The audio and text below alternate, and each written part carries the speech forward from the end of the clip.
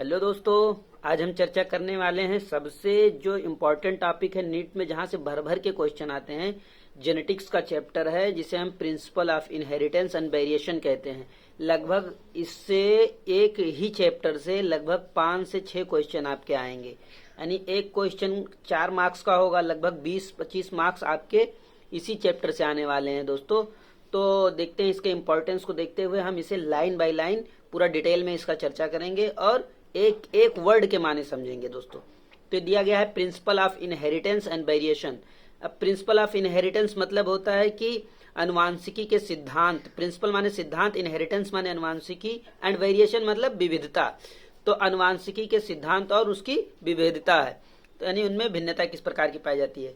अब दिया गया है कि have you ever wondered why elephant always give birth only to baby elephant not some other animals.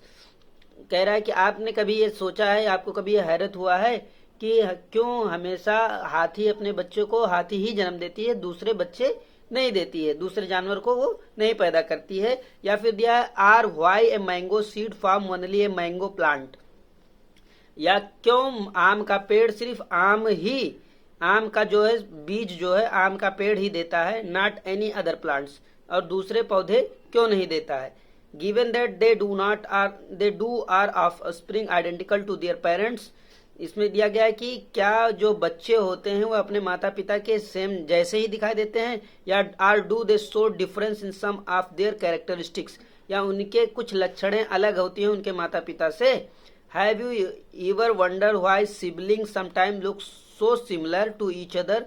क्या आपने कभी देखा है कि जो बहन भाई होते हैं वो कभी कभी एकदम एक दूसरे के एकदम सेम जैसे दिखाई देते हैं एकदम, या कभी कभी एकदम अलग होते हैं। Or sometimes even so different. तो वही दिया गया कि कभी कभी आपने देखा होगा कि बच्चे जो है माँ बाप के एकदम सेम जैसे दिखाई देते हैं, कभी कभी माँ बाप से अलग दिखाई देते हैं, कभी कभी भाई बहन एक दूसरे से एक जैसे दिखाई देते हैं और कभी कभी एकदम अलग दिखाई देते हैं। तो ये क्यों होता है? इन सारों के पीछे जेनेटिक्स का रोल है, जीन का रोल है। अभी आगे देखेंगे, एनसीईआरटी में दिया रहेगा। These are several related question are dealt with the scientifically in branch of biology known as genetics. ये सारी क्वेश्चनों का जो संबंध है वो बायोलॉजी के जेनेटिक्स ब्रांच से संबंधित है। This subject deal with the inheritance.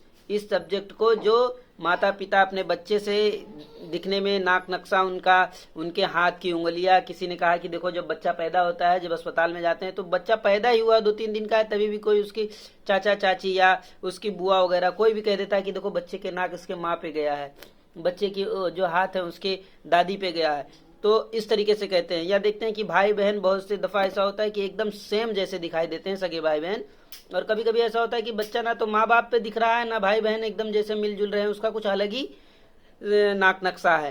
तो ये सारी चीजें जेनेटिक्स के जीन की वजह से होती हैं। तो इसी को कहते हैं इनहेरिटेंस। माता पिता के लक्षण बच्चे में जाना इनहेरिटेंस कहलाता है, यानी कि नाक नक्शा माँ बाप के जैसा बच्चे का दिखाई देता है, कभी कभी उसकी हाइट माँ बाप के जैसे सेम दिखाई देती है।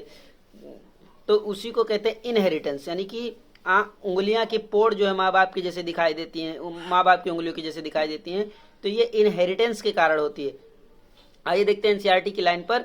As well as the variation of the characters from parent to offspring, inheritance is the process by which the character are passed on from parent to progeny. वही जो हमने पहले बताया कि माँ बाप से बच्चों में उनका लक्षण का जाना, वही दिया है इसमें। It is the basic of heredity.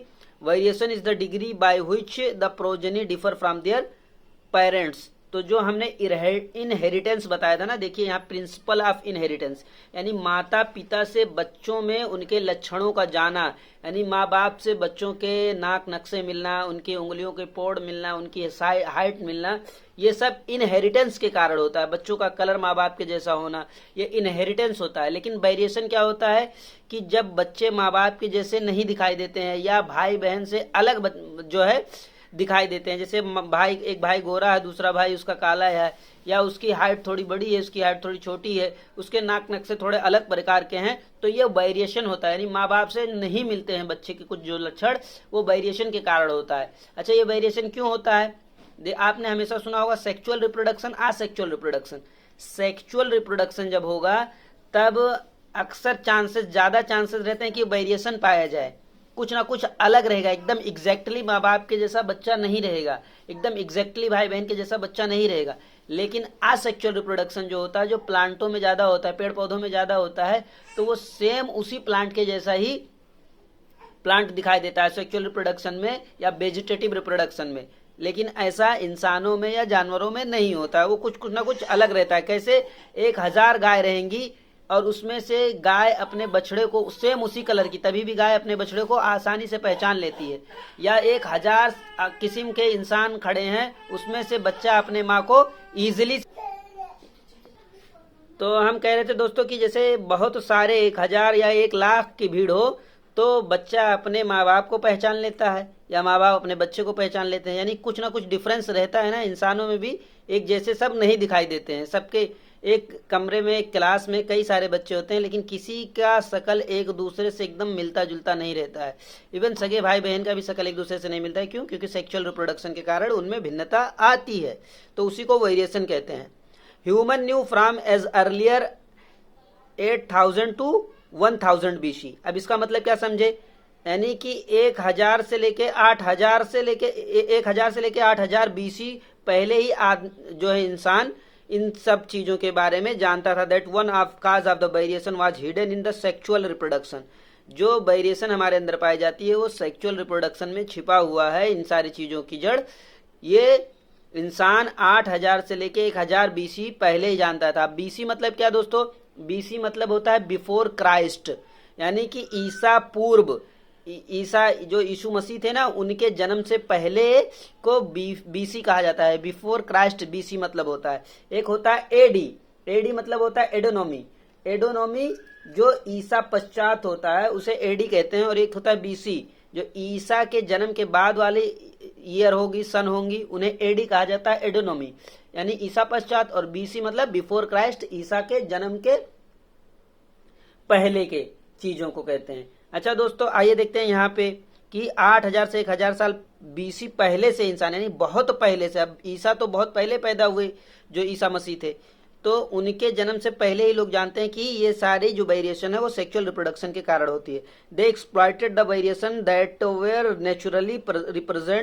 naturally present in the wild population of the plant and animal to selectively breed and select for the organism that possessed desirable character। वही बोल रहे हैं कि इन्होंने ये सारी चीजों का जब जानकारी लिया तो उसका शोषण करना शुरू कर दिया। एक प्लांट को दूसरे प्लांट से हाइब्रिड कराकर, दूसरे प्लांट को तीसरे प्लांट से, एक जानवर को दूसरे जानवर से हाइब्रिड कराकर उसका अपने मौलिक जीवन में इस्तेमाल करने के लिए उसका एक्सप्लॉयटेशन करने लगे, जिससे नेचर को भी नुकसान होने का डर है। वही बता रहा है इसमें। For example, do artificial selection and domestication for the ancestral wild cause.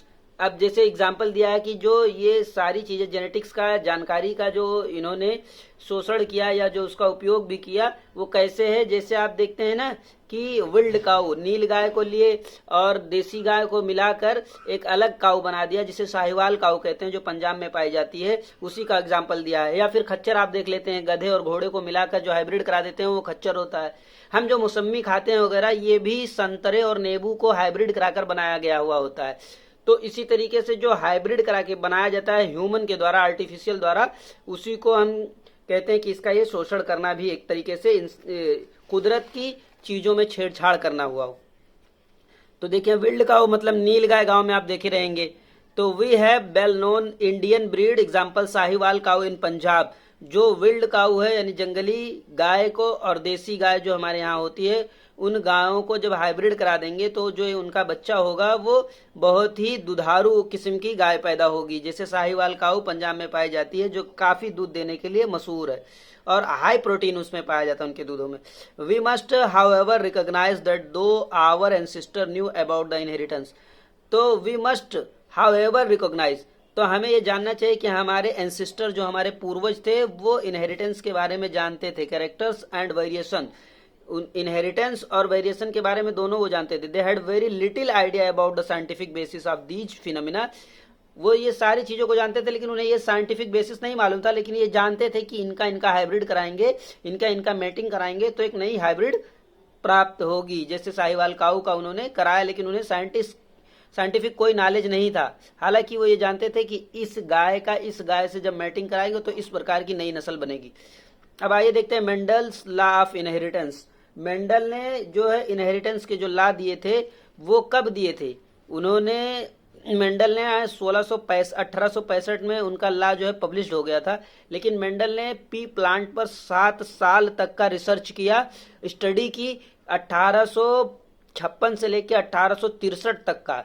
तो 7 साल के पीरियड में उन्होंने 14 ट्रेट पर यानी कि 7 पेयर कैरेक्टर्स पर उन्होंने रिसर्च किया, स्टडी की, कुल मिलाकर जिसे 14 ट्रेट कहते हैं, अध्ययन किया। उसके बाद वो ये निष्कर्ष पर पहुंचे कि मेंडल ने law of inheritance, law of dominance और law of independent assortment 3 law दिए थे। तो आइए देखते हैं मेंडल लॉ ऑफ इनहेरिटेंस जो एनसीईआरटी में दिया गया उसे क्या कहते हैं।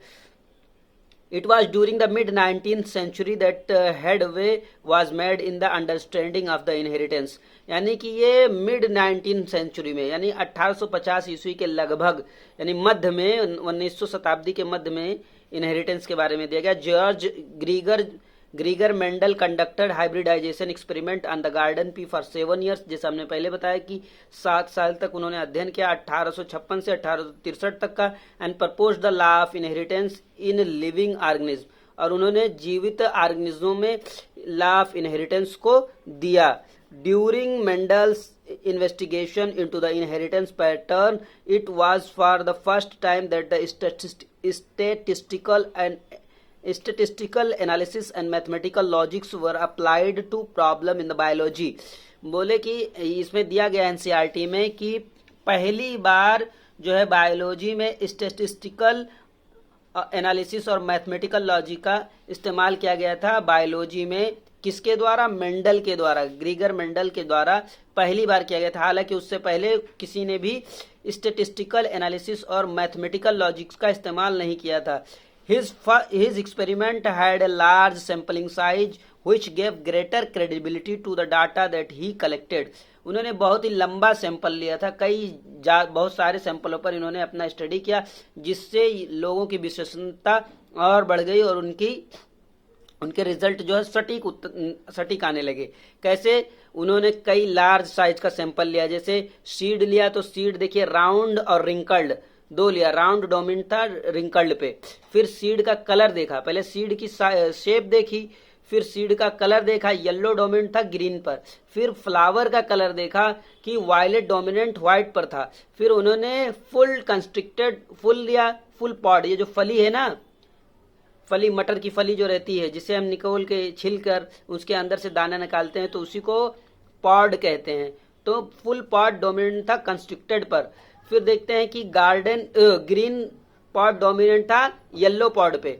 फिर इन्होंने लिया फ्लावर पोजीशन, यानी जो फ्लावर एक्सियल रहेंगे वो डोमिनेंट रहेंगे, टर्मिनल वाले यानी लास्ट में एकदम पाए जाने वाले। देखिए ये एक्सियल है, एकदम लास्ट किनारे पर नहीं है, जबकि ये एकदम किनारे पर लास्ट एकदम आखिरी छोर पर है। तो एक्सियल जो फ्लावर रहेगा वो टर्मिनल फ्लावर पर डोमिनेट करेगा। इसी तरीके से स्टेम हाइट भी इन्होंने लिया, जो टाल जो है प्लांट रहेगा वो ड्वार्फ प्लांट पर डोमिनेट करेगा। यानी कुल मिलाकर 14 ट्रेट इन्होंने लिए। तो कितना लार्ज सैंपलिंग लिया। इसी तरीके से इन्हें कई प्लांटों पर अध्ययन किया। क्यों मटर का प्लांट इन्होंने लिया, गार्डन पे क्यों लिया? क्योंकि ये इजिली अवेलेबल था और जल्दी ग्रो करता था। इनका जो रिप्रोडक्शन साइकिल था ना, वो लाइफ साइकिल या रिप्रोडक्शन साइकिल के लिए लाइफ साइकिल जो था वो कम टाइम का हुआ होता है। यानी कि 3 महीने में ये पौधा अपने आप को एकदम बढ़िया मैच्योर प्रिपेयर कर लेता है। तो इसीलिए ये प्लांट को इन्होंने इजिली अवेलेबल कहीं भी ग्रो कर सकते हैं। और दूसरी चीज है ये जल्दी अपना लाइफ साइकिल पूरा करता है, तो ज्यादा इनके बारे में रिसर्च करने में आसानी रहेगी। मेंडल, वैसे बता दें आपको, मेंडल जो है ऑस्ट्रेलियन मॉन्क थे, साधु थे, और ये 1822 में पैदा हुए और जो है 1884 में मर गए। लेकिन इनका जो पब्लिकेशन था, इनकी जो लॉ इन्होंने दिए थे, जो बुक्स इन्होंने पब्लिश की थी वो 1865 में ही की थी। तो ये एक्स्ट्रा आपकी नॉलेज के लिए बता रहा हूं। आइए देखते हैं एनसीईआरटी में क्या है। कहाँ पढ़े थे हम कि greater credibility to the data he collected, also the confirmation of his inferences from the experiment on the successive generation of his test plant proved that his result pointed to the general rules of inheritance rather than being the unsubstantiated ideas. Mendel investigated character in the garden pea plant that were manifested as two opposing traits. Example, tall or dwarf plant, yellow or green seeds. This allowed him to set up the basic framework of the rules governing inheritance, which was expanded on by later scientists to account for all diverse natural observation and the complexity inheritance them. उन्होंने बताया कि जो Mendel ने कि ये कई चीजें inheritance को समझाने के लिए इन्होंने दो ट्रेट का इस्तेमाल किया, जैसे राउंड सीड डोमिनेट करता था रिंकल्ड पर, ग्रीन सीड डोमिनेट करता था, येलो सीड डोमिनेट करता था ग्रीन पर, या फुल पॉड डोमिनेट करता था कंस्ट्रिक्टेड पॉड पर, या टाल प्लांट जो है डोमिनेट करता था डॉर्फ प्लांट पर. तो इस तरीके से इन्होंने उसे इनहेरिटेंस को समझाने के लिए या इनहेरिटेंस को बताने के लिए इस्तेमाल किया था दो कैरेक्टर को, और जो सही साबित भी हुआ. फिर मेंडल कंडक्टेड सच आर्टिफिशियल पॉलिनेशन या cross pollination experiment using the several true breeding P lines. Mendel ने जो है आर्टिफिशियल पॉलिनेशन या क्रॉस पॉलिनेशन एक्सपेरिमेंट को several true breeding pure lines का इस्तेमाल किया, पी लाइन्स का इस्तेमाल किया. अब इसका मतलब आप क्या समझे, जब एनसीईआरटी आप खुद से पढ़ेंगे तो शायद आप इस चीजों को ना समझ पाए. मेंडल ने आर्टिफिशियल पॉलिनेशन का काम किया, मतलब कि जो फ्लावर था उसमें से इन्होंने मेंडल साहब ने जो है इमैस्कुलेशन का टेक्निक इस्तेमाल किया, यानी एंथर को निकाल दिया एक फ्लावर से और दूसरे फ्लावर को पॉलिनेशन कराने के लिए दूसरे फ्लावर को पास ले गए. जब उससे एंथर निकाल देंगे तो वो अपने में खुद सेल्फ पॉलिनेशन नहीं कर पाएगा, तो दूसरे प्लांट के दूसरे फ्लावर को लाकर उससे पॉलिनेट कराएंगे, जिससे हाइब्रिड प्लांट बनेगा. तो वही कहा है कि ट्रू ब्रीडिंग पी लाइन्स, यानी एक अच्छी नस्ल के प्लांट को, एक अच्छे नस्ल के जो है पी प्लांट को, मटर के पौधे को दूसरे पी प्लांट से हाइब्रिड कराने में आसानी रहेगी जब इमैस्कुलेशन कर देंगे, एंथर निकाल देंगे एक फ्लावर से. अच्छा देखिए, a true breeding line is one that having undergone continuous self pollination. True breeding pollination में खुद ही वो अपने आप को पॉलिनेशन कर देते थे, तो जब एंथर निकाल देंगे तो खुद पॉलिनेट नहीं कर पाएंगे. So the stable trait inheritance and expression for the several generation. Mendel selected 14 true breeding P plant. True breeding P plant मतलब नहीं समझ पाएंगे आप. ट्रू ब्रीडिंग पी प्लांट मतलब कि जैसे जो टाल प्लांट रहेगा वो टाल ही रहेगा, उसमें जैसे कैपिटल टी अगर रहेगा दोनों में तो वो ट्रू ब्रीडिंग को रिप्रेजेंट कर रहा है. स्मॉल टी रहेगा तो ट्रू ब्रीडिंग को ही रिप्रेजेंट करेगा, लेकिन वो ड्वार्फ को. तो टाल और ड्वार्फ ट्रू ब्रीडिंग के लिए ये चीजें हैं. कैपिटल टी जैसे एग्जाम्पल के तौर पर अब यहाँ देख लें, ये कैपिटल टी और ये कैपिटल टी, ये ट्रू ब्रीडिंग टाल प्लांट के लिए जो ये कैपिटल टी हमने लिखा है.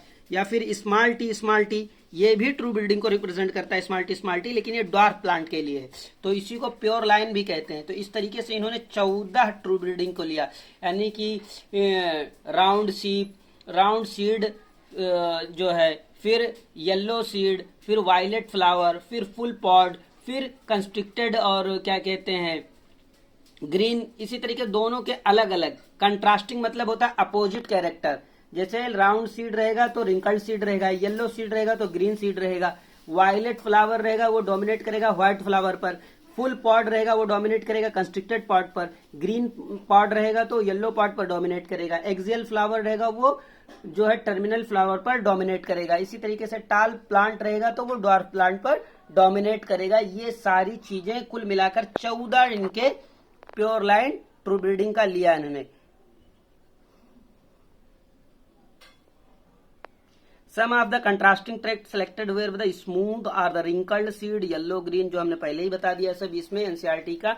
अब आइए देखते हैं यहाँ contrasting trait studied by the Mendel in P plant. हाँ, वही दिया है कि स्टेम हाइट, टाल ड्वार्फ ले लिया इन्होंने. 7 कंट्रास्टिंग ट्रेट इन्होंने लिया था ना, 7 पेयर.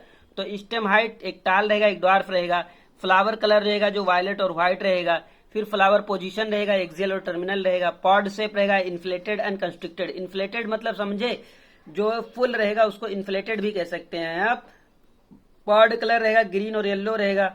सीड शेप राउंड और रिंकल्ड लिया इन्होंने। सीड कलर जो रहता था येलो डोमिनेट करता था ग्रीन पर, वही चीजें यहाँ एक चार्ट के माध्यम से एनसीईआरटी दे दिया है। देखिए स्टेम हाइट को टाल और डार्फ दिया, फिर फ्लावर कलर को वायलेट और व्हाइट दिया जो डोमिनेट कर रहा है वायलेट व्हाइट पर। फ्लावर पोजीशन एक्सेल और टर्मिनल दिया, एक्सेल डोमिनेट कर रहा है टर्मिनल पर। पॉड शेप इन्फ्लेटेड और कंस्ट्रिक्टेड दिया, इन्फ्लेटेड जो फुल पॉड था वो कंस्ट्रिक्टेड पर डोमिनेट कर रहा था।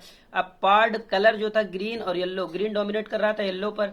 सीड शेप जो था राउंड डोमिनेट कर रहा था रिंकल्ड पर। इसी तरीके से सीड कलर थोड़ा येलो डोमिनेट कर रहा था ग्रीन पर। तो ये था एनसीईआरटी का दोस्तों। अब इसमें ये सब दिखाया कि ये पेटल है, स्टिग्मा है, एंथर है, स्टामेन है, कार्पल है। ये चीजें मैं आपको बताना एक समझ लो बहुत बेवकूफी होगी, इतना तो आप समझ ही रहे हैं। जो ये एंथर यहाँ रिमूवल कर रहा है, ये सब चीजें, इन स्ट्रक्चर का मतलब आप समझ रहे हैं। मेरा मतलब सिर्फ है एनसीईआरटी की लाइनों का एक्सप्लेन करना जो आप नहीं समझ पा रहे हैं। Inheritance of one gene, inheritance of one gene का मतलब होता है कि एक जीन का जो है ट्रांसफर दूसरे पेरेंट से एक जीन का ट्रांसफर उनके बच्चों में जाना, इनहेरिटेंस ऑफ वन जीन, जिसे हम मोनोहाइब्रिड क्रॉस कहते हैं। अब इसका मतलब आप क्या समझे, यानी कि टाल प्लांट जब ड्वार्फ प्लांट से क्रॉस कराएंगे तो टाल जो उनका बच्चा होगा हमेशा टाल होगा, यानी कि टाल कैरेक्टर ड्वार्फ पर डोमिनेट कर रहा है। यानी कि पेरेंट्स में जैसे फादर आप टाल ले लिए, मदर ड्वार्फ ले लिए, अब जब उनके जो बच्चे होंगे वो हमेशा टाल होंगे। इसी तरीके से मटर के पी प्लांट के पौधे को जब टाल प्लांट को ड्वार्फ प्लांट के पौधे से क्रॉस कराएंगे तो जो उनका हाइब्रिड होगा, जो उनका बच्चा होगा, फाइलियल वन जनरेशन होगा, वो हमेशा टाल होगा। वही बताना चाह रहा है। देखिए let us take example of one such hybridisation experiment carried out by the Mendel where he crossed the tall and dwarf pea plant to study the inheritance of one gene. He collected the seed produced as a result of this cross and grew them general plant of the first hybrid generation. This hybridisation is also called the filial progeny or F1। जैसा हमने कहा कि एक टाल plant को और एक dwarf plant को जब हम क्रॉस कराएंगे, यानी टाल प्लांट कैपिटल टी से उसे रिप्रेजेंट करेंगे और ड्वार्फ प्लांट को स्मॉल टी से रिप्रेजेंट करेंगे। तो इसी तरीके से वो टाल प्लांट और ड्वार्फ प्लांट का जब हम क्रॉस कराएंगे तो जो बच्चा उनका होगा उसे फाइलियल वन कहते हैं, F1 जनरेशन कहते हैं, वो हमेशा टाल होगा। एग्जाम्पल के तौर पर मैं यहाँ आपको एक चार्ट से दिखा देता हूँ ताकि आपको समझने में आसानी रहे दोस्तों। ये देखिए हमने आपके लिए चार्ट भी कितना मेहनत हम करते हैं आपके लिए। देखिए मोनोहाइब्रिड का हम एक सीन दिखा रहे हैं आपको। ये देखिए monohybrid inheritance of one gene दिया है। देखिए ये टाल प्लांट है, ये ड्वार्फ प्लांट है। तो टाल और ड्वार्फ को जब हम क्रॉस कराएंगे तो इनका जो F1 जनरेशन होगा 100% टाल होगा। फिर जब इनकी हम सेल्फिंग कराएंगे तो कुछ टाल भी मिलेंगे, कुछ ड्वार्फ भी मिलेंगे। तो 25% जो होता है प्योर टाल रहेंगे और 25% प्योर ड्वार्फ रहेंगे, जबकि 50% हाइब्रिड टाल रहेंगे। तो उसे हम कहते हैं कि 3:1 रेशियो में फिनोटाइप रहेगा, यानी 3 टाल रहेंगे और एक ड्वार्फ रहेगा। लेकिन जब उसके जीनोटाइप देखेंगे तो 1:2:1 रहेगा, यानी कि एक प्योर टाल रहेगा, 2 हाइब्रिड टाल रहेंगे और एक जो है प्योर ड्वार्फ रहेगा। तो उसी को हमने यहाँ देखिए ये चार्ट के माध्यम से दर्शाने की कोशिश की है दोस्तों। अब यहाँ देखिए ये कैपिटल टी टाल प्लांट के लिए हो गया, स्मॉल टी ड्वार्फ प्लांट के लिए हो गया और कैपिटल टी स्मॉल टी टाल प्लांट के लिए हो गया। ये जो दोनों कैपिटल टी हैं ये प्योर टाल हैं और दोनों स्मॉल टी हैं ये प्योर ड्वार्फ हैं, और ये कैपिटल टी और स्मॉल टी हैं ये हाइब्रिड टाल हैं। तो इसी को हमने यहाँ रिप्रेजेंट करने की कोशिश की है। देखिए ये टाल प्लांट है, टाल और ड्वार्फ प्लांट को जब इनका हाइब्रिड कराएंगे, फ्यूजन कराएंगे तो कैपिटल टी स्मॉल टी मिला, जो F1 जनरेशन इसको कहते हैं, फाइलियल वन प्रोजेनी या F1 प्रोजेनी से हुआ, ये टाल प्लांट है। अब जब इसकी सेल्फिंग कराएंगे किससे, सी पन्नेट स्क्वायर से, तो उसी को हमने यहाँ कहा है। अब आइए देखते हैं यहाँ। Mendel observe that all F1 progeny plant were tall like one of its parents. हर जो इनका जो प्रोजेनी टाल और ड्वार्फ कराएंगे तो जो बच्चा होगा वो टाल जो मिलेगा वो अपने एक माता पिता में से एक से वो रिजेंबल करेगा, मिलता जुलता रहेगा, वही बताया यहाँ। He found that the F1 always resembled either one of the parent and that the trait of the other parent was not seen in them. वही बता रहा है कि एक पेरेंट से तो वो मिलेगा लेकिन दूसरे के कैरेक्टर उसमें नहीं दिखाई देंगे। जैसे टाल वाला तो दिख रहा है कि बच्चा टाल है, लेकिन ड्वार्फ के कैरेक्टर उसमें छिप गए हैं। तो यानी टाल वाला जीन जो है ड्वार्फ वाले जीन पर डोमिनेट कर रहा है, क्योंकि दोनों के जो है मेल का स्पर्म और फीमेल का ओवा मिलके ही तभी तो बच्चा बना है। तो मेल वाला जो जीन है वो फीमेल वाले जीन पर हावी आ गया, यानी उसको दिखाई नहीं देने दे रहा, डोमिनेट कर दिया, वही बताना चाह रहा है। Mendel them self pollinated the F1 plant and to his surprise found that in the F2 generation, जिसे phylal generation है, some of the offsprings were dwarf, the character that was not seen in the F1। Mendel ने कहा कि जो F1 generation जब मिली थी हमें, टाल और डॉर्फ को क्रॉस कराए तो एक टाल प्लांट मिला, उसको जब हम फिर सेल्फिंग कराए, यानी कि उसी टाल को टाल से फिर क्रॉस कराए, दोनों हाइब्रिड को, फिर दो प्लांट को टाल और डॉर्फ को क्रॉस कराए तो फिर एक F1 मिला, और दूसरे से पहले से जो F1 मिला था उन दोनों का फिर से आपस में क्रॉस जब कराएंगे तो कुछ प्लांट हमको प्योर टाल मिलेंगे, कुछ हाइब्रिड टाल मिलेंगे और कुछ प्योर डॉर्फ मिलेंगे। वही कहा इन्होंने कि एकदम अचंभित हो गए कि एक अलग रिजल्ट मिल के आ गया, यानी कि सिर्फ टाल ही नहीं मिले, टाल और डॉर्फ दोनों मिले। तो वही कहने चाह रहे हैं कि F2 जनरेशन में हमें टाल और डॉर्फ दोनों मिले। Character was that not seen, F1 generation was now expressed, the proportion of the plant were dwarf bear 1/4 of the F2 plant and while the 3/4 of the F2 plant were tall. उन्होंने कहा कि 1/4 dwarf plant था और बाकी 3/4 जो थे हमारे टाल प्लांट थे। तो 3/4 इसीलिए बनाया गया, उसको कहते हैं ना 3:1 का रेशियो। तो ये देखिए, ये 3:1 का रेशियो हो जाएगा, 3:1 रेशियो, 3 टाल हो जाएंगे और एक डॉर्फ हो जाएगा, 3:1 का रेशियो, 3 टाल और एक डॉर्फ हो जाएंगे। तो 3 टाल में इसमें हाइब्रिड और प्योर टाल दोनों मिला के है, जबकि एक ये प्योर टाल है, वही बताना चाह रहा है। अभी आगे देखेंगे और एक्सप्लेन होगा अच्छे से। फिर दिया है कि the tall and the dwarf trait were identical to their parents type and did not show any blending, that is all of the offsprings were either tall or dwarf, none were off in between the height। वो दे रहा है कि इसमें कोई, इनके gene में कोई blending नहीं, कोई मिक्सिंग नहीं होती है, या तो ये प्लांट टाल होंगे या तो डॉर्फ होंगे। जब टाल और डॉर्फ प्लांट को क्रॉस कराया जाता है तो वो एक ही पेरेंट से, किसी एक माता पिता में से किसी एक से उनके लक्षण मिलते हैं, ना कि ये बीच के हाइट के हो जाएंगे। यानी टाल और डॉर्फ को जब क्रॉस कराएंगे तो ना वो एकदम टाल होंगे ना एकदम डॉर्फ होंगे, बल्कि बीच के हो जाएंगे, ऐसा नहीं इसमें होता है। तो वही क्या है कि ये ब्लेंडिंग शो नहीं करते हैं, या तो ये एकदम टाल होंगे या तो डॉर्फ होंगे, लेकिन बीच के हाइट के नहीं होंगे। Similar result were obtained with the one trait that he studied, only one of the parental trait was expressed in F1 generation. जो हमने पहले बताया कि टाल और डॉर्फ को जब क्रॉस कराएंगे तो F1 जनरेशन में बच्चा टाल ही होगा, वो एक ही पेरेंट का कैरेक्टर शो कर रहा है generation. While at the F2 में बोथ ट्रेट वर एक्सप्रेस्ड, जबकि जब उन्हीं की सेल्फिंग कराएंगे F1 के, तब जो F2 जनरेशन में दोनों के लक्षण दिखाई देने लगते हैं, यानी टाल पौधा भी मिलता है, डॉर्फ भी मिलता है, तो उसी को कहते हैं expressed in the proportion 3:1 ratio. The contrasting trait did not show any blending either F1 or F2 stage. Based on these observations, Mendel proposed that something was being stably passed down unchanged from the parent to offspring through the gamete.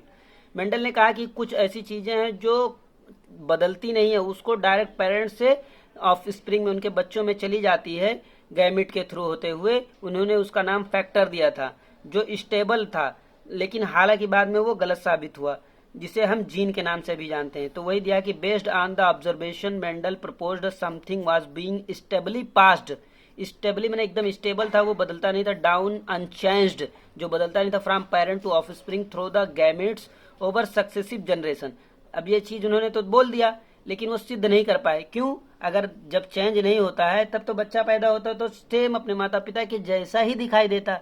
वो height के आधार पर उन्होंने observation किया था, लेकिन ये अगर जब हम ह्यूमन पे अप्लाई करेंगे तो जब एकदम कुछ चेंज ही नहीं हो रहा है जीन में, तो बच्चे माता पिता से क्यों अलग दिखाई देते हैं।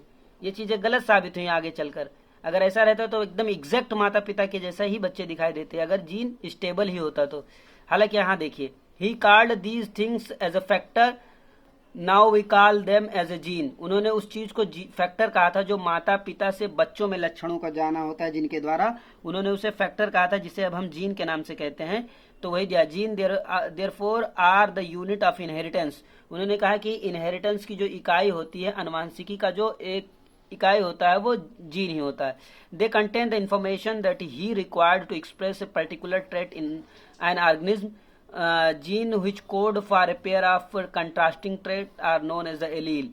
इन्होंने कहा कि जीन जो होता है जो कोड करता है कंट्रास्टिंग ट्रेट को, यानी टाल या डार्क को या ग्रीन येलो को या फिर व्हाइट या वायलेट को या जो है एक्सियल फ्लावर और टर्मिनल फ्लावर को, ये जो कैरेक्टर को रिप्रेजेंट करता है ये जीन, ये हमेशा पेयर में रहते हैं, जोड़ी में रहते हैं। यानी कैपिटल टी रहेगा या स्मॉल टी रहेगा या कैपिटल टी स्मॉल टी रहेगा, यानी कि ये सिंगल नहीं रहेंगे, तो उसी को नाम एलील भी दिया गया। Gene which code for a pair of the contrasting trait are known as allele. Gene के जो कंट्रास्टिंग ट्रेट रहते हैं ना, कैपिटल टी या स्मॉल टी, तो ये इन्हीं को एलील नाम दिया गया और ये जोड़ी में हमेशा रहते हैं। They are slightly different from the same gene, ये ठीक सेम जीन से थोड़ा सा अलग रहते हैं। If use alphabetical symbols for each gene, the capital letter is used for the trait expressed at the F1 stage and the small alphabet for the other trait. कहता है कि जब इसे हम अल्फाबेट में, अक्षरों में जब हम इसको इस्तेमाल करेंगे तो कैपिटल जो लेटर होगा वो जो है F1 जनरेशन में जो कैरेक्टर रिप्रेजेंट करता है उसको डिनोट करेगा, यानी कि ये डोमिनेट को रिप्रेजेंट करता है कैपिटल लेटर, जबकि स्मॉल लेटर रिसेसिव को रिप्रेजेंट करता है, यानी कि वो F1 जनरेशन में उसके कैरेक्टर नहीं शो होंगे, जबकि F2 जनरेशन में कैपिटल टी और स्मॉल टी यानी दोनों के जो है लक्षण दिखाई देंगे, वही कहना यहाँ चाह रहा है। आइए देखते हैं, capital T used for the tall trait and small t for the dwarf. Capital T and small t are allele for each other, hence in plant pair of the allele for the height would be capital T small t and capital T small t. Mendel also proposed that in a true breeding tall or dwarf pea variety of the allelic pair of the gene for the height and identical are the homozygotes। Capital T दोनों same जैसे हैं इनके gene allele जो है तो इन्हें homozygous कहेंगे, या स्मॉल टी दोनों एक जैसे हैं तो इन्हें भी होमोजाइगस कहेंगे। लेकिन अगर ये कैपिटल टी और स्मॉल टी एक साथ रहते तो इन्हें हेट्रोजाइगस कहते। देखिए यहाँ पर है हेट्रोजाइगस, तो उसी को कहा गया है। Capital T and small t are called the genotype of the plant while the descriptive terms tall and dwarf। देखो कैपिटल टी को टाल कहेंगे, स्मॉल टी को ड्वार्फ कहेंगे, कैपिटल टी को टाल और स्मॉल टी को ड्वार्फ प्लांट कहेंगे। और फिनोटाइप में कैपिटल टी स्मॉल टी है तो इसको भी हम टाल ही कहेंगे, क्योंकि टाल जो है कैपिटल टी स्मॉल टी पर डोमिनेट कर इसके कैरेक्टर को शो ही नहीं होने देगा, इसलिए ये टाल रहेगा। तो यही कहा गया है इसमें कि what would be the phenotype of the plant that had a genotype capital T small T. कहा गया है कि अगर इसका जीनोटाइप कैपिटल टी और स्मॉल टी है तो इसको फिनोटाइप में क्या कहेंगे, इसको तो ये टाल कहेंगे दोस्तों, क्योंकि कैपिटल टी स्मॉल टी पर डोमिनेट करेगा। तो ये देखिए टाल और डॉर्फ प्लांट को क्रॉस कराए तो इनकी जो इनका बच्चा हुआ F1 जनरेशन वो टाल हुआ। अब इसी टाल को फिर से क्रॉस करा दिए। देखिए ये कैपिटल टी स्मॉल टी यानी कैपिटल प्लांट टाल प्लांट को डॉर्फ प्लांट से जब क्रॉस कराएंगे तो इनका जो बच्चा देखिए F1 जनरेशन ये टाल हुआ।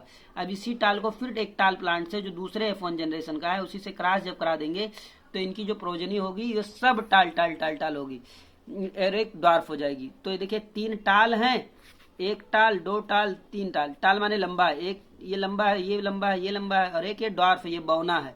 तो 3:1 का रेशियो आया ना, 3 टाल है और 1 डॉर्फ है, तो इसी को कहते हैं फिनोटाइप। बाहर से दिखने में तो ये 3 लंबे हैं और 1 छोटा है, लेकिन जब इसका जीनोटाइप देखेंगे तो इसमें से 1 प्योर टाल रहेगा, 2 जो है वो हाइब्रिड टाल रहेंगे और 1 प्योर डॉर्फ रहेगा। आगे अभी देखेंगे इसको एनसीईआरटी में, वही कहना चाह रहा है। As Mendel found the phenotype of the F1 heterozygote capital T small t, hetero माने अलग अलग प्रकार के। तो ये देखिए कैपिटल टी और एक स्मॉल टी है, दोनों अलग अलग तरह के एलील है ना, तो इसी को हेट्रो माने डिफरेंट तरीके के हैं। होमो रहता तो दोनों एक ही जैसे रहते, यानी कैपिटल टी और कैपिटल टी होता या स्मॉल टी होता तो उसे होमोजाइगोट कहते, लेकिन ये हेटेरो है। To be exactly like the capital T parent in the appearance, he proposed that in a pair of the dissimilar factor, one dominate the other। जैसा हमने पहले बताया कि कैपिटल टी स्मॉल टी पर डोमिनेट कर रहा है, वही चीज यहाँ पूरा बता रहा है। Hence he called the dominant factor while the other factor is recessive। जो कैपिटल टी स्मॉल टी पर डोमिनेट कर रहा है तो कैपिटल टी तो डोमिनेट हो गया जिसे, और दूसरा जो स्मॉल टी था वो रिसेसिव हो गया। In this case capital T for the tallness in the dominant over the small t of the dwarfness। that is the recessive. He observed identical behavior for all other characters, trait pairs he studied. It is convenient and logical. ये सुविधाजनक था और logical भी था. जो capital T और small T को इन्होंने दिया था कि कैपिटल टी डोमिनेट करता था स्मॉल टी पर, तो ये सुविधाजनक भी था पढ़ाई करने में या इसको समझने में भी ये आसानी पैदा करता था. इसीलिए इसको कहते हैं कि convenient and logical to use the capital and lower case of an alphabetical symbol to remember this concept of the dominance and recessiveness. Do not use T for tall and D for dwarf because you will find it difficult to remember. यहाँ कह रहा है NCERT की आप capital T टाल के लिए capital T इस्तेमाल करें और ड्वार्फ के लिए स्मॉल डी ना इस्तेमाल करें. ऐसा नहीं करना चाहिए आपको कि आप टाल के लिए तो कैपिटल टी इस्तेमाल कर लिया और ड्वार्फ के लिए स्मॉल डी कर ले, तो आगे जाके आपको दिक्कत होगी. आपको याद करना पड़ेगा. इसीलिए आप कैपिटल टी के लिए टाल और स्मॉल टी के लिए ड्वार्फ का इस्तेमाल करेंगे तो आपको याद रहने में दिक्कत नहीं होगी. वही कह रहा है. For the same gene character are not allele can be similar as in case of होमोजाइगोट्स.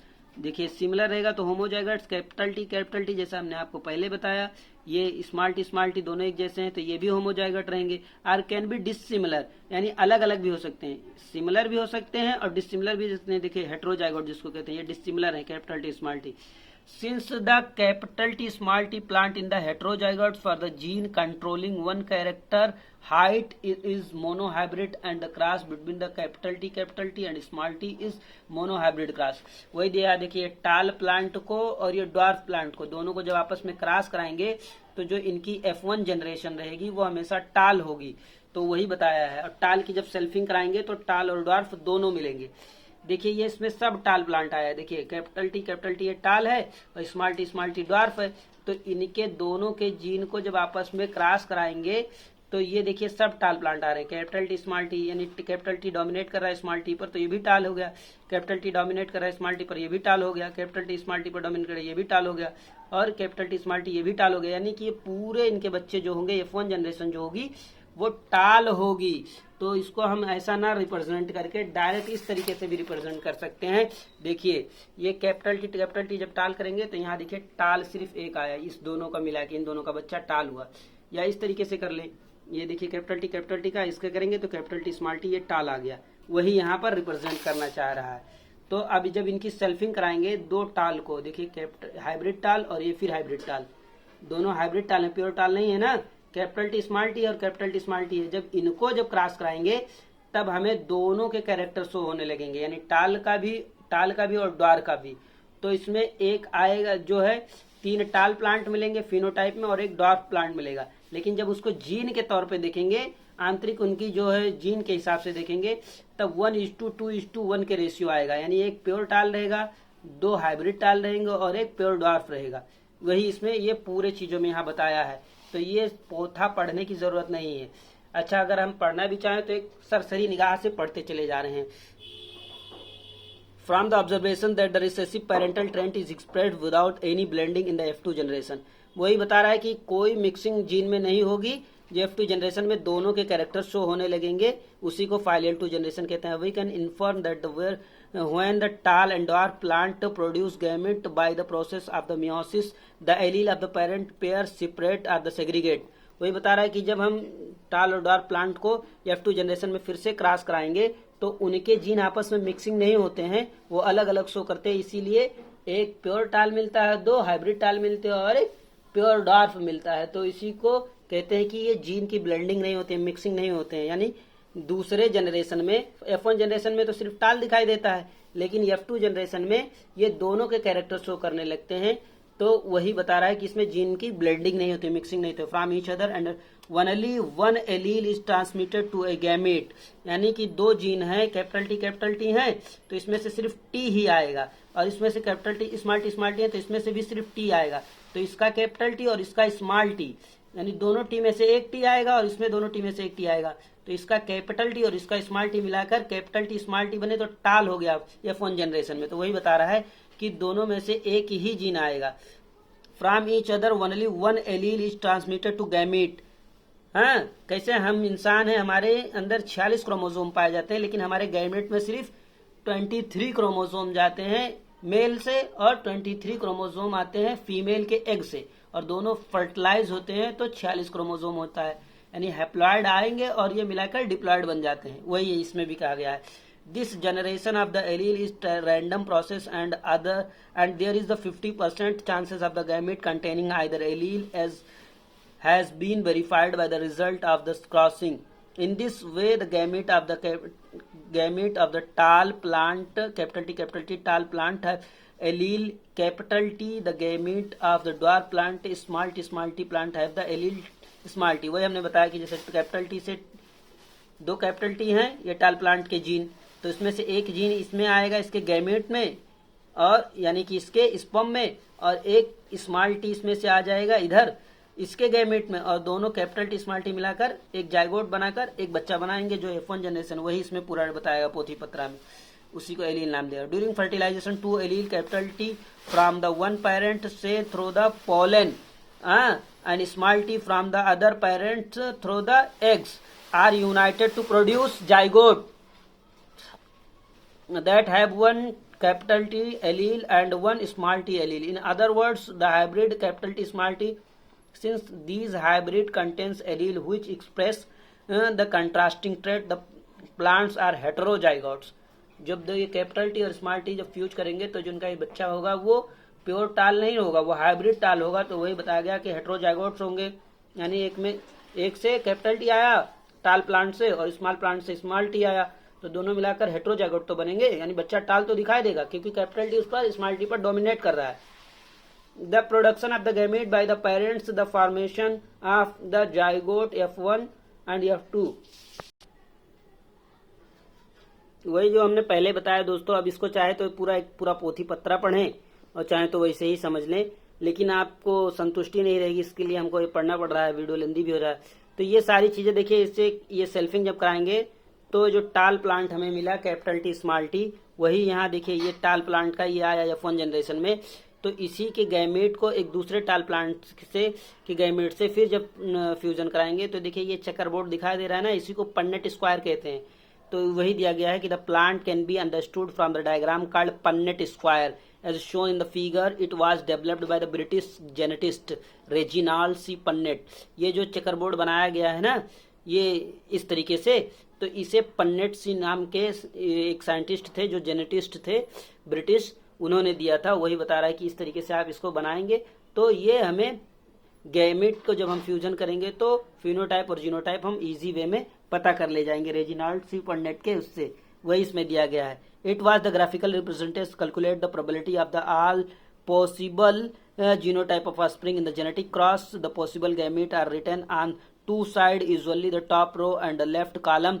All possible combination are represented in the boxes below in the square, which generate a square output form. The Punnett square shows a parental tall capital T male. Capital T जैसे हमने कहा था father, देखिए capital T को mail बता दिया गया और स्मॉल टी को फीमेल बता दिया, और इनका प्रोजेनी जो रहेगा वो टाल और डाल्फ दोनों टाल ही रहेगा सिर्फ, तो वही बता दिया गया इसमें कि small T female plants, the gamete produce by them and the F1 capital T small T progeny, जिसको बच्चा कहते हैं। ये देखिए कैपिटल टी को इन्होंने मेल बताया है, कैपिटल टी को NCERT ने, और स्मॉल ड्वार्फ प्लांट को फीमेल स्मॉल टी को, और जो इनके बच्चा रहेगा वो F1 जनरेशन होगा। The F1 plant of the genotype capital T small T होगा आर सेल्फ पॉलिनेटेड, और इसको जब सेल्फ से पॉलिनेटेड कराया जाएगा तो इनके सिंबल जो देखिए मेल का सिंबल ये है इस तरीके से। अब इसको कैसे आप समझेंगे, मैं ऐसे एक एग्जांपल आपको देता हूँ जो जिंदगी भर आप नहीं भूलेंगे। देखिए ये ऐसा गोला बनाए, ये दोनों के लिए ये सर्कल, देखिए ऐसा जो सर्कल बनाए ना, अब आप देखते हैं लड़कियां हमेशा शीशा देखने की आदी रहती हैं, तो एक शीशे में समझ लो गोला सा शीशा, इसमें एक ऐसा क्या कहते हैं डंडा बढ़ा दिए और ये सब पकड़ने वाला, ये यहाँ से पकड़ने वाला बना दिए, तो इस तरीके से अगर जिसमें निशान रहेगा वो समझ लो लेडीज के लिए है, तो ये फीमेल का सिंबल हो गया। और गोला फिर ऐसे ही रहेगा, और लड़के जो है हमेशा मार धाड़ करने में आगे रहते हैं ना, तो उन पे तीर लगा दो, तो ये मेल का एग्जाम्पल हो गया। समझ में आया? लड़कियां शीशा यानी मेकअप वेकअप करने में ज्यादा माहिर रहती हैं, तो एक ऐसा गोला बनाए और एक डंडा लगा दिया, यानी शीशा देख रही है वो, यहाँ पकड़ने वाला हो गया। यहाँ गोला बनाए, लड़के मार धाड़ करने में आगे रहते हैं तो तीर चलाते हैं, तो ये देखिए ऐसा तीर है, तो ये मेल हो गया, ये मेल और ये फीमेल, तो ये फीमेल का सिंबल हो गया। अब आपको जिंदगी भर नहीं भूलेगा दोस्तों। ये देखिए लड़कियां आईना की तरीके से, जैसे आईना पकड़ के देखती हैं उस तरीके से लड़के देखो गोला बनाया उस पर तीर बना दिए, यानी मार धाड़ करते हैं, तो ये मेल का सिंबल, ये फीमेल का सिंबल, इस तरीके से। तो अब ये आप समझ गए होंगे, इसको समझाने की जरूरत नहीं है दोस्तों इतना डिटेल में।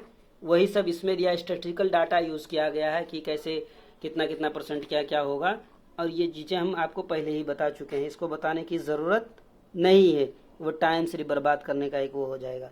अब आइए हम देखते हैं आगे। अच्छा, using the Punnett square to try find out the nature of the offspring of a test cross. अब टेस्ट क्रॉस का मतलब आप क्या समझे, आपको अगर पता करना है कि जो बच्चा है वो किस तरीके से है क्या है, तो उसको आप टेस्ट क्रॉस कर सकते हैं। या आपको ऐसा पता चल करना है कि जो ऑफस्प्रिंग है वो टाल है कि ड्वार्फ है, अंदर उसका जीनोटाइप क्या है, तो उसके जीनोटाइप को या किसी अननोन प्लांट को आप ले लिए, अब उसको पता करना चाह रहे हैं कि उसका जीन क्या है, तो आप जब उस ऑफस्प्रिंग को किसी प्योर टाल प्लांट से क्रॉस करेंगे तो हम उसको आउट क्रॉस कहते हैं, और जब उस F1 को किसी रिसेसिव प्लांट यानी फीमेल प्लांट से, ड्वार्फ प्लांट से क्रॉस करेंगे तो उसे हम टेस्ट क्रॉस कहते हैं। तो आइए देखते हैं टेस्ट क्रॉस और ये सब चीजें किस तरीके से होंगी, वो हम आपको इधर एग्जाम्पल के थ्रू बताना चाहेंगे दोस्तों, ताकि आपको इजी रहे।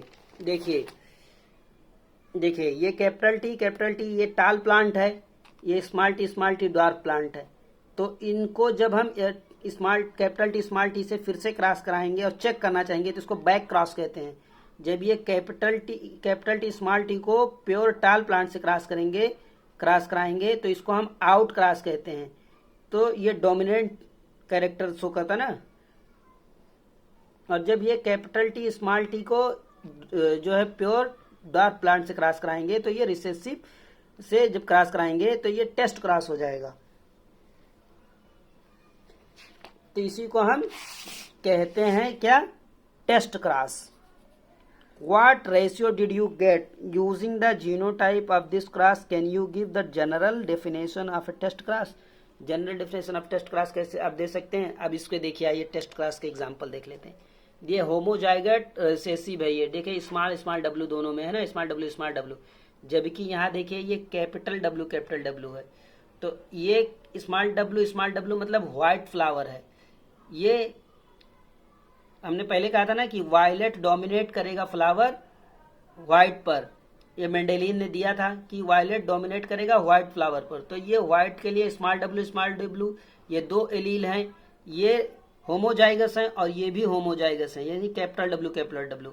तो जब ये वायलेट और व्हाइट को क्रॉस कराएंगे तो इनके ऑफस्प्रिंग जो है दोस्तों, वायलेट और व्हाइट को जब होमोजाइगस को क्रॉस कराएंगे तब हमको सब पूरे प्लांट जो है हमें वायलेट ही मिलेंगे। देखिए वायलेट और व्हाइट को, वायलेट डोमिनेट कर रहा है व्हाइट पर, तो देखिए इनका ये वायलेट के जीन है दोनों, स्मॉल डब्ल्यू ये दोनों, और ये देखिए ये दोनों जीन है। तो इनका जब दोनों का क्रॉस कराएंगे तो हमें बच्चे जो है पूरे वायलेट मिल रहे हैं। देखिए 100% वायलेट, F1 जनरेशन हमारी पूरी वायलेट मिल रही है।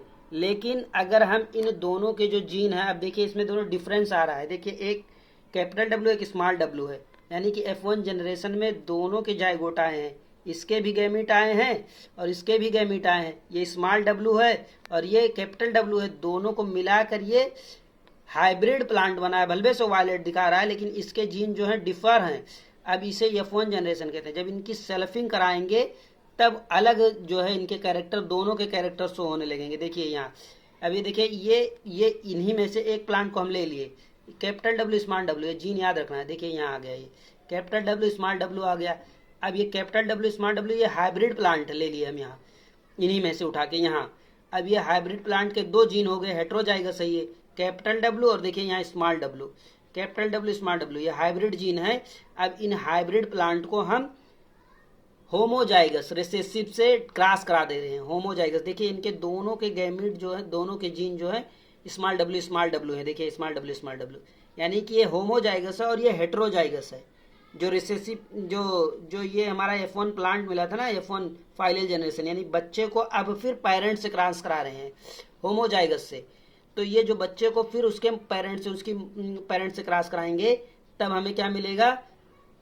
देखिए अब ये दो पर तो ये डोमिनेट कर रहा है, 2 वायलेट हमें 2 फ्लावर मिले और 2 क्या है? व्हाइट फ्लावर मिले।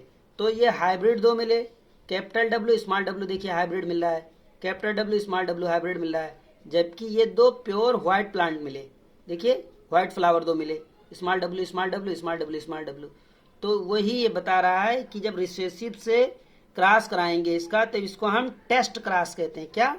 टेस्ट क्रॉस कहते हैं, टेस्ट क्रॉस। तब पता चला है कि ये अब इसे देखने में तो सिर्फ अगर हम फुल डायरेक्ट देखते तब ये वायलेट दिख रहा था, लेकिन जब इसका हम रिसेसिव से क्रॉस करा दिए तब हमें पता चला कि ये तो हेट्रोजाइगस था, यानी हाइब्रिड फ्लावर है, ये एकदम असली वाला नहीं है, यानी अंदर मिलावट है, नक्कालों से सावधान वाला हिसाब किताब है। यानी इनके गैमेट जो है हेट्रोजाइगस थे। देखने में तो होमोजाइगस के तरह ही बाहर से वायलेट ही दिखाई देगा, लेकिन जब इसे हम होमोजाइगस रिसेसिव से जब क्रॉस कराएंगे तब पता चलेगा कि ये तो यार खजर था, ये बीच में इसकी मिलावट थी। वही चीजें टेस्ट क्रॉस से पता चलता है ये चीजें। तो आज के लिए बस इतना ही दोस्तों, आगे फिर और बढ़ाते हैं लेक्चर को, फिर देखते हैं हम।